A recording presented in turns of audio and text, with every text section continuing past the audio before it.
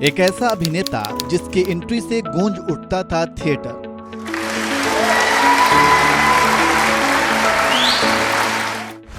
जिसने विलेन के किरदार में सबको डराया। जब हीरो बना तो सबको हंसाया और रुलाया।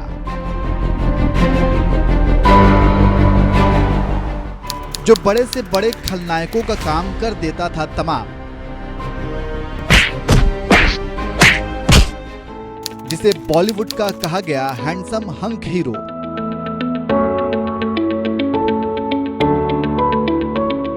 वो कोई और नहीं बल्कि ये थे बॉलीवुड के रियल मैचो मैन विनोद खन्ना।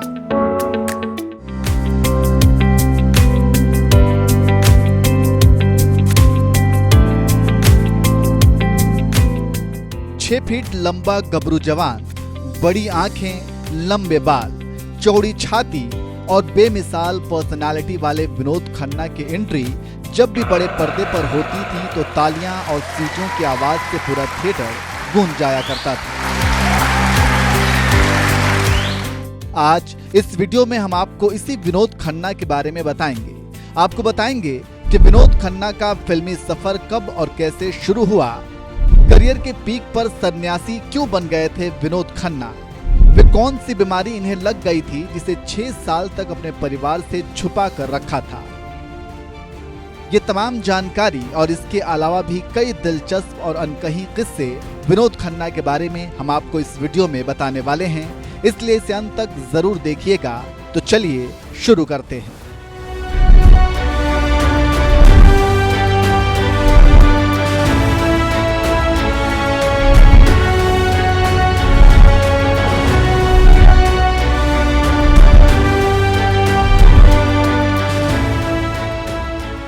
एक जमाने में विनोद खन्ना ऐसे सुपरस्टार थे कि इनकी चमक के आगे अमिताभ बच्चन भी फीके पड़ जाते थे। लेकिन यहां तक पहुंचने के लिए विनोद खन्ना ने जीतों मेहनत की थी, तभी ये मुकाम हासिल कर पाए थे।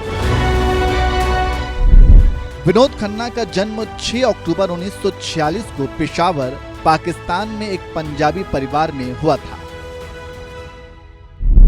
इनके पिता का नाम कृष्णचंद खन्ना था और ये बहुत बड़े बिजनेसमैन थे।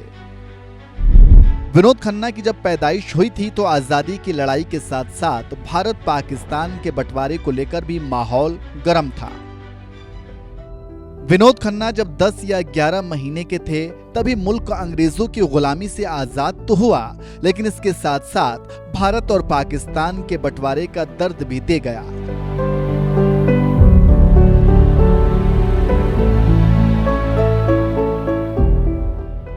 चारों तरफ अफरा तफरी का माहौल था। एक तरफ देश की आजादी की खुशी थी तो दूसरी तरफ बंटवारे के दर्द से पैदा हुआ सांप्रदायिकता का जहर, जिसने सब कुछ तहस नहस कर दिया था। विनोद खन्ना के पिता का बिजनेस भी इसका शिकार हुआ और कृष्णचंद खन्ना अपने पूरे परिवार को लेकर सपनों की नगरी बंबई के लिए निकल पड़े। विनोद खन्ना की अब एक नई जिंदगी बंबई नगरी में शुरू हो गई। सेंट मैरीज स्कूल से उन्होंने अपनी पढ़ाई लिखाई शुरू की, लेकिन कुछ सालों के बाद ही साल 1957 में इनका पूरा परिवार दिल्ली शिफ्ट होने के लिए निकल गया।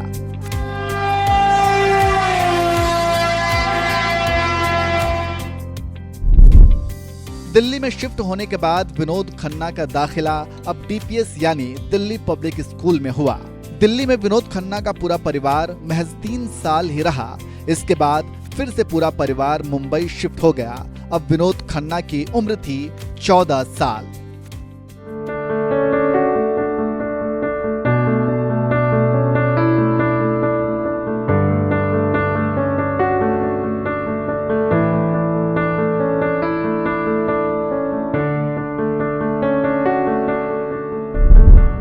मुंबई आने के बाद इनके पिता ने विनोद खन्ना का दाखिला अब नासिक के एक बोर्डिंग स्कूल में करा दिया। यहीं से उन्होंने अपनी पूरी पढ़ाई की। विनोद खन्ना बचपन से ही बहुत खूबसूरत थे, पढ़ने लिखने में भी तेज तर्रार थे, लेकिन उनके अंदर एक कमी थी और वो थी शर्मीलेपन की। विनोद खन्ना बचपन से ही बहुत ज्यादा शर्मीले थे। एक दिन की बात है इनके एक टीचर ने इनके शर्मीलेपन को दूर करने के लिए एक नाटक में काम करने के लिए कह दिया। काम तो उन्होंने मजबूरी में की थी, लेकिन जब उनका परफॉर्मेंस खत्म हुआ तो उनकी खूब तारीफ हुई, उनके लिए तालियां बजीं। बस यहीं से उनको एक्टिंग का चस्का भी लग गया और उन्होंने ठान लिया कि अब तो वे एक्टर ही बनेंगे।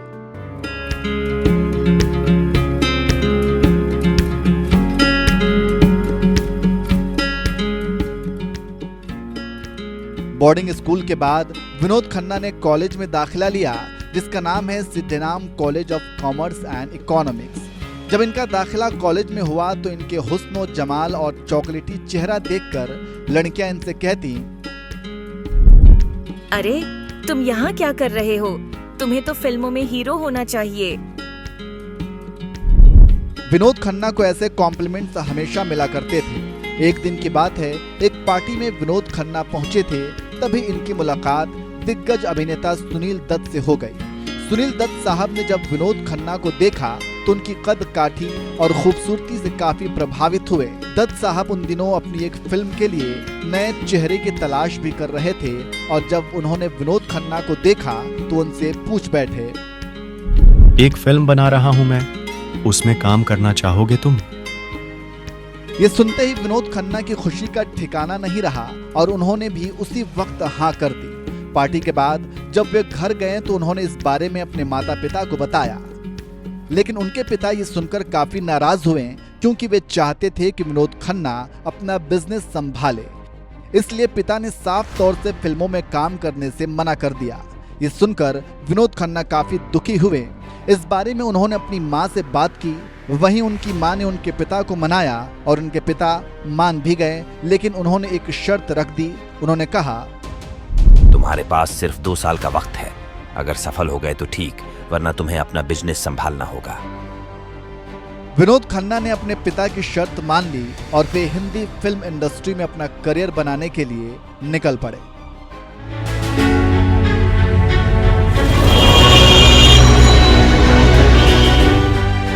चूंकि विनोद खन्ना की दत्त साहब से पहले ही बात हो चुकी थी और दत्त साहब पहले ही उन्हें फिल्मों में एक रोल के लिए ऑफर कर चुके थे, इसलिए विनोद खन्ना सीधे उनके पास पहुंचे।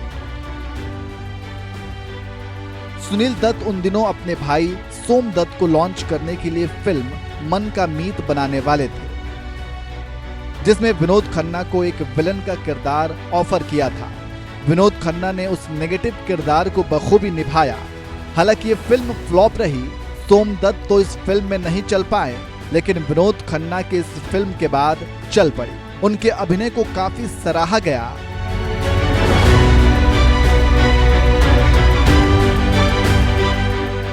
और फिर क्या था, इनके पास फिल्मों की लाइन लग गई। विनोद खन्ना ने एक साथ 15 फिल्में साइन की।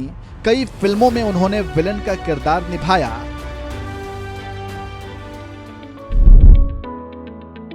साल 1971 में उन्हें फिल्म हम तुम और वो में हीरो का किरदार ऑफर हुआ और इस तरह से वो एक खूंखार खलनायक से नायक बन गए। साल 1973 में आई गुलजार की फिल्म अचानक ने उनकी किस्मत ही बदल डाली और इसके बाद वे बतौर हीरो फिल्म इंडस्ट्री में स्थापित हो गए।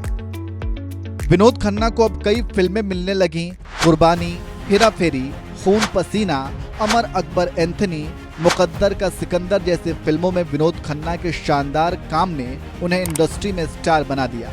ये वो दौर था जब विनोद खन्ना अपने करियर के पीक पर थे, लेकिन अचानक उनकी जिंदगी में एक ऐसा मोड़ आया कि वे स्टारडम को छोड़कर अध्यात्म की तरफ जाने लगे।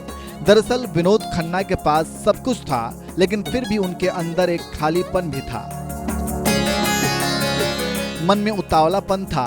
सब कुछ होते हुए भी उनका मन शांत नहीं था और यही कारण है कि अध्यात्म ने उन्हें अपनी तरफ खींच लिया। अपने बिजी शेड्यूल के बाद भी विनोद खन्ना अध्यात्म गुरु ओशो को सुना करते थे। अध्यात्म की तरफ झुकाव का एक कारण यह भी था कि महज 1 साल में ही विनोद खन्ना के परिवार के 4 सदस्यों का निधन हो गया था, जिसमें उनकी मां और बहन भी शामिल थी। इसके अलावा भी विनोद खन्ना की जिंदगी में ऐसे बहुत से हादसे हुए जिसकी वजह से विनोद खन्ना का मन अब फिल्मों के अलावा अध्यात्म में लगने लगा। और एक दिन मन की शांति और सन्यासी बनने के लिए उन्होंने ओशो से मुलाकात भी की और इस तरह से साल 1978 के बाद उन्होंने फिल्मों में काम करना ही बंद कर दिया और अपने आप को पूरी तरह से अध्यात्म को समर्पित कर दिया और ओशो के आश्रम में शिष्य बन गए। आश्रम में विनोद खन्ना का नाम रखा गया स्वामी विनोद भारती। विनोद खन्ना अब ज्यादातर वक्त आश्रम में ही गुजारने लगे।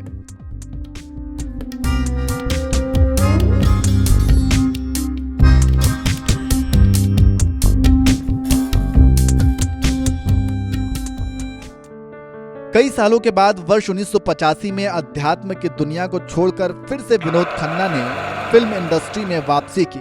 इससे पहले उनकी जिंदगी में बहुत कुछ हो चुका था। विनोद खन्ना सब कुछ छोड़कर अमेरिका चले गए थे, वहीं आश्रम में रहने लगे थे। लेकिन साल 1985 में विनोद खन्ना जब अमेरिका से वापस आए तो उनकी लंबी दाढ़ी वाली कई तस्वीरें अखबारों, मैगजीन और पत्रिकाओं में छापा गया। तरह तरह की बातें कही गईं। कईयों ने तो लिखा, लगता है विनोद खन्ना के पास अब पैसे खत्म हो गए हैं, इसलिए वे फिर से बॉलीवुड में काम करने आए हैं। अब तो इन्हें कोई काम भी नहीं देगा। खैर, बहुत से लोगों ने बहुत सी बातें कही, लेकिन विनोद खन्ना ने सबकी बातों को इग्नोर किया और विनोद खन्ना के आते ही इंडस्ट्री ने भी उन्हें हाथों हाथ लिया और 2 फिल्में 1987 तक रिलीज भी हो गईं, जिनका नाम था इंसाफ और सत्यमेव जयते। विनोद खन्ना एक बार फिर से फिल्म इंडस्ट्री में बैक टू बैक सुपरहिट फिल्में देने लगे। इसके बाद उन्होंने राजनीति में भी अपनी किस्मत आजमा डाली। साल 1997 और 1999 में वे 2 बार पंजाब के गुरदासपुर क्षेत्र से बीजेपी की ओर से सांसद चुने गए। साल 2002 में वे केंद्रीय मंत्री भी रहे। विनोद खन्ना को उनके फिल्मों में काम को देखते हुए कई सारे अवार्ड्स भी मिले। उन्हें फिल्म फेयर के लाइफ टाइम अचीवमेंट अवार्ड से भी नवाजा गया। विनोद खन्ना ऐसे ही अपनी जिंदगी को जीते गए और फिल्मों में काम करते गए। 21 अप्रैल 2017 को उनकी एक फिल्म रिलीज हुई थी जिसका नाम है एक थी रानी ऐसे भी। जब ये फिल्म रिलीज हुई तो किसी को पता नहीं था कि उनकी ये फिल्म उनकी जिंदगी की आखिरी फिल्म होगी। इस फिल्म के रिलीज होने के 6 दिनों के बाद ही 21 अप्रैल 2017 को विनोद खन्ना का निधन हो गया। विनोद खन्ना ने मुंबई के HN रिलायंस अस्पताल में गुरुवार की सुबह 11:20 पर हमेशा हमेशा के लिए इस दुनिया को अलविदा कह दिया। दरअसल विनोद खन्ना कई सालों से ब्लड कैंसर से जूझ रहे थे। उन्होंने ये बात मीडिया से भी छुपा रखी थी। विनोद खन्ना का जब निधन हुआ तो पूरा बॉलीवुड गमगीन था। विनोद खन्ना के फैंस दुखी थे। किसी को यकीन नहीं हो रहा था कि अचानक ये कैसे हो गया, क्योंकि उनका परिवार ये कहता रहा था कि विनोद खन्ना स्वस्थ हैं और जल्द ही सबके सामने होंगे। खैर, मौत को कौन टाल सकता है, एक ना एक दिन सबको ही जाना है और विनोद खन्ना के साथ भी ऐसा ही हुआ और उन्होंने इस दुनिया को अलविदा कह दिया। तो ये थी विनोद खन्ना की जिंदगी से जुड़ी कुछ झलकियां जो हमने आपको बताई हैं। उम्मीद है कि आपको ये स्टोरी अच्छी लगी होगी। बॉलीवुड से जुड़ी ऐसी दिलचस्प और अनसुनी कहानियों को जानने के लिए हमारे चैनल को सब्सक्राइब करना ना भूलें।